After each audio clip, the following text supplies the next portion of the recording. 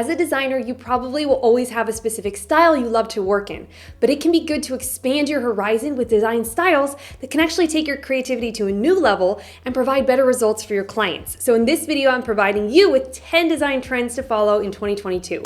But before we get into what the trends are, I want to share with you something that's equally important for you to understand. And this is where the trends come from themselves and why they're important. So graphic design trends mirror changes in our society and our culture. When events take place, brands find themselves in need to represent their values with that current culture, and thus the design styles change. Sometimes they stick, and sometimes they just come and go really fast.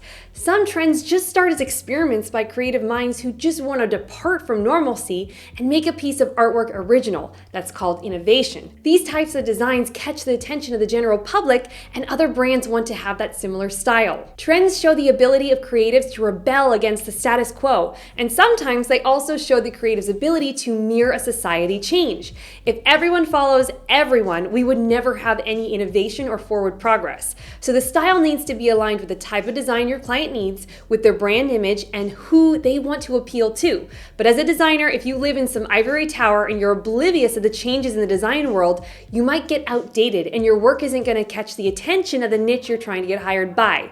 So to be able to stay in touch with trends, look at what the big brands are doing. Follow blogs of important creative companies such as Adobe, the AIGA, Ion Design, and such sites like Behance, Instagram, Pinterest. Those are all great to follow. So now that we clarified this, here are the trends for 2022 that I want to share with you.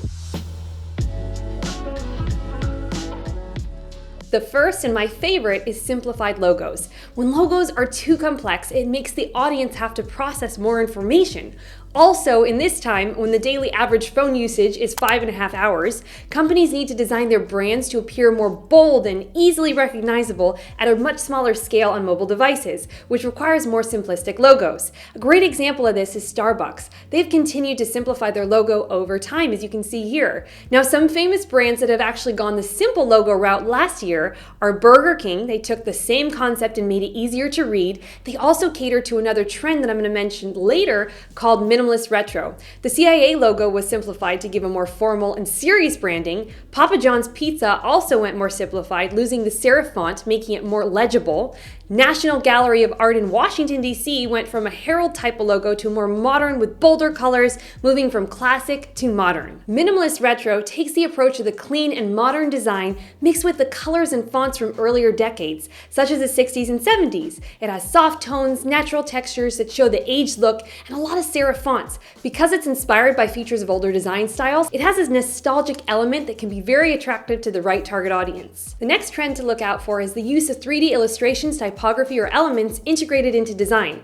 The depth and immersive aesthetic that can be achieved through 3D designs is something that fits very well with certain businesses or to communicate certain concepts in a fun and engaging way. With the continuation of 3D animation in all major movie studios, the standards of the realistic effect that 3D brings has become very attractive for companies. Maximalism is the opposite of minimalism. This uses oversaturated, bold colors, repeated design elements, funky fonts with layered images, and an element of quirkiness that is like a bouquet of intense imagery for the eyes. All the rules that I love to stick to are broken in this kind of design, with very little white space, and it pushes the limits of conventional designs, and that's why it can be a very useful style when we're really looking to stand out, as long as it goes with the personality of the brand you're designing for. Muted tones with a soft pastel is the opposite of vibrant. It's an unsaturated version of a specific color. If you were to think of using the Photoshop adjustment layer and turning down the saturation, these have a softer and more inviting look to them and work very well for weddings, feminine beauty products, sweets, food packaging, and children's toys. The use of motion graphics for a company can boost the engagement with companies' viewers by grabbing and keeping their attention for longer times.